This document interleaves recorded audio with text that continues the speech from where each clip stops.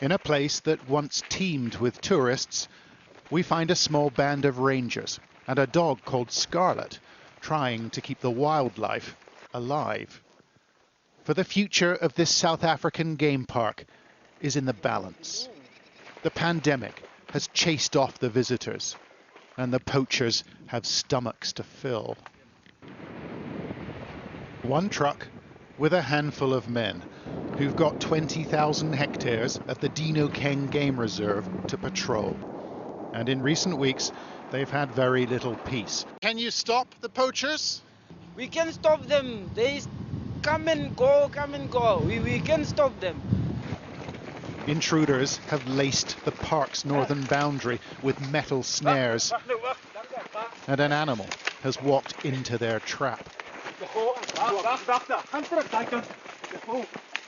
A fully grown male impala has been snagged by a snare, and the team from Dinokeng are trying to release it. Luckily he was caught around the horns. If he was caught around the neck, he would have been gone long ago. So he must have been standing here for hours. He would have died of starvation or exhaustion eventually. The poachers would have slaughtered the animal for meat, and there's no shortage of customers. After 9 weeks of lockdown, millions of South Africans are hungry. Another few here. Jan. The head of the anti-poaching unit began to comb the area for other snares. Another one here. These tree trunks and branches were rung with wire a few hours before our arrival. This area has been covered in snares. There may be 10, there may be more than 10, and it's going to take the team a while to get rid of them all. But the poachers, they could put them back tonight. This is really quite the period for you. You run off your feet. You know, if it keeps on for a long time, you can work hard for a short time. But if it's going to go on for 6 months, then we'll run into serious trouble. Serious trouble. That's what park manager David Boshoff is dealing with. The committed conservationist now scrambling for money to keep the facility afloat. What's happened overall to the money that you used to bring in? We have shut down, totally.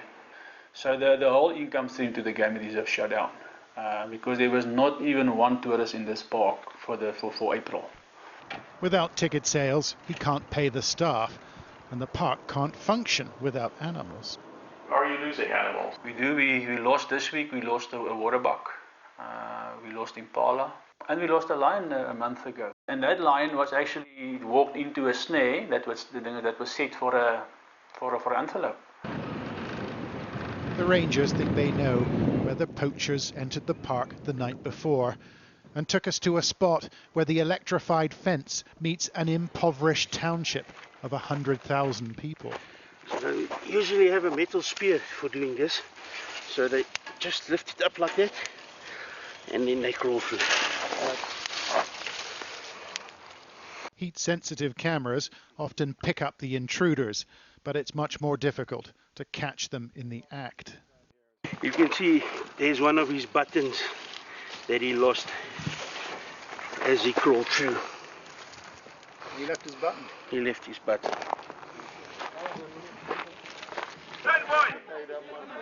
The community on the fence line is called Hammanskraal, and the lockdown has hit the residents hard. They turned up with wheelbarrows when the park distributed parcels of rice and beans, but the government hasn't offered them anything. There's a temptation, isn't there, that people go through the fence and Yes, indeed. hunt for themselves? Indeed, yeah, indeed. People are hungry. The Dinokeng Reserve is in a precarious position. It's taken loans and donations, but it needs the tourists to return. For the animals and the game park are now endangered. John Sparks, Sky News in Hammanskraal.